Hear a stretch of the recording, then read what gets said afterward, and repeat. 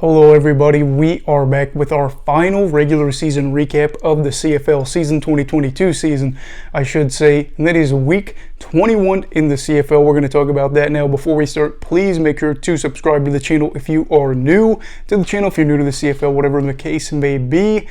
But yeah, subscribe and we're going to recap these games. Not much to say. I watched a lot of football, but at the same time, my dog went to the vet on Friday. He didn't feel very good after that for the next day or two, so we kind of kept an eye on him. So I didn't take, thorough notes or anything like that, but I did get to watch at least fragments of all the games. And then I'd say the games that I watched the most, honestly, I watched a lot of all the Saturday games. Ironically, the Lions playing the Bombers, me being a Lions fan, I didn't get to watch a ton of this game. At the end of the day, I picked Winnipeg to win it here. It was a tough one, and I just thought, with Rourke, if he's rusty, he's only going to play a quarter in general. You're probably not looking at Adams Jr. starting, so I kind of picked Winnipeg to win here. They did win 24-9, so good for them. And they didn't throw the ball a lot either. I don't even know if they threw the ball 20 times. They ran the ball a lot. They were able to get some success there, and they finished with the best record in franchise history in a season. 15-3, holy cow, very impressive for them.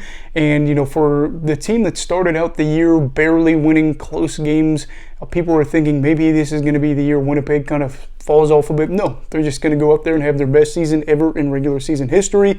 Good for them. But of course, the Lions have a date with the Stampeders here this week, but we will talk about that here towards the end of the video.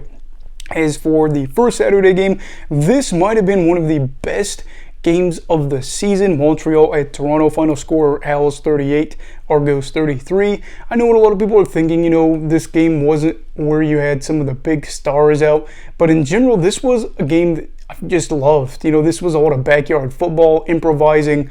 A lot of these guys really don't get a lot of opportunities. I think since this game didn't mean as much, especially for Toronto, where they already had an above 500 record, you really got to see some stuff that probably coaches would freak out over, some throws that probably shouldn't have been made, some decisions that definitely shouldn't have been made in general. Although I will say, for whatever reason, coverage seemed to be a little soft in this game. I don't know if they're worried about, maybe retaliation with the playoffs coming on, whatever. We saw points off turnovers. Montreal had that blocked punt that led to a touchdown. And in general, very good game. The Owls, with this win, kind of a symbolic win, not a super important win since their seeding was locked up, but they have another year where they're at least 500 or better as they finish 9-9. Toronto loses this one. They're 11-7, no big deal. They, threw out Chad Kelly, got him some experience, and, played a really good, fun, exciting game, and the crowd probably had a good time. At least I would have a good time if I was there. As for the Tiger Cats and the Red Blacks, this game was tough to watch for most of it, I think, just because there wasn't a great opportunity for Ottawa to get in this. You're at the point now where you're kind of wondering if Caleb Evans is going to be part of their future or not. We've seen him now, I will say, with three different head coaches. Yeah, three, right?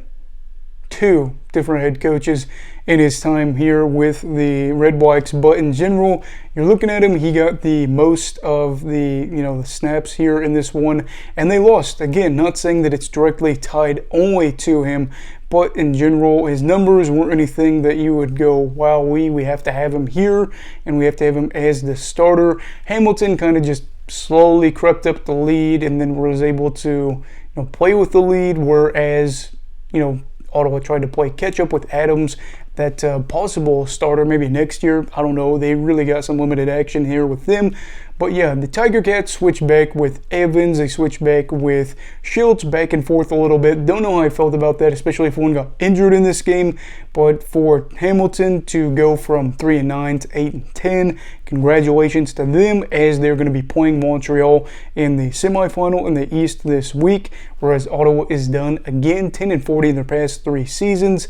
I don't know exactly what their roster is going to look like at the beginning of next season, but what I will say is I do think that this club, with the right pieces, could possibly compete for a playoff spot out East next year.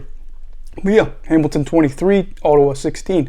As for the final game of the regular season, by far the most disappointing game of the week for a variety of factors. You had the Saskatchewan Roughriders taking on the Calgary Stampeders at Calgary. McMahon, Bo Levi Mitchell's last game, and I don't know, it just rubbed me the wrong way that Bo didn't even get to throw a ball in this game. If I'm not mistaken, I don't remember him throwing one here. They had Mayer throw like 15 times at least, and this was not what I expected. When I, saw Calgary was going to be the 3 seed, I thought they're going to throw out Bo, and they're going to have him be getting his last start here at Calgary, a kind of farewell to the fans, all that good stuff, because they're not going to be able to host a game, you know what I mean, for the remainder of the season after this regular season game. But they didn't go there, but they still won 36-10, had a lot of yards on the ground. Tommy Stevens, holy cow. There was a lot of love. The Stamps kept posting photos of him saying we're not going to stop the love fest for Tommy Stevens. Very good game for them, very bad game for Saskatchewan. They never really, I felt like, were in this. Calgary was able to just do their thing. The rabbit appeared yet again, or at least a rabbit appeared on the field. So that was kind of funny, but all in all, I was really disappointed in this game, especially it being the last regular season game for the year. But it is what it is. Bo probably will get a chance wherever that'll be. I'm not going to say it's with Calgary, but maybe with Saskatchewan, whatever the case may be, he'll get a chance somewhere next year if he wants to play. Just hate to see that how it ended. All in all, though, you're looking at this and you have multiple teams that are going to play each other this upcoming week. BC hosting Calgary. It looks like they're actually going to open up the Upper Bowl. So congratulations to Mar Doman and the Lions organization. You love to see that, to be able to open up that second bowl, that top bowl of the stadium and BC plays, to be able to get more fans. I think this is good. I think the organization's on the right path, as they have a lot of hype around that game, because whoever wins that gets to play the Blue Bombers, which are practically unbeatable this year. And of course, Montreal will host Hamilton. Montreal, the better team in the sense that they finished with a better record. Hamilton is hot, 5-1 in their past 6 games.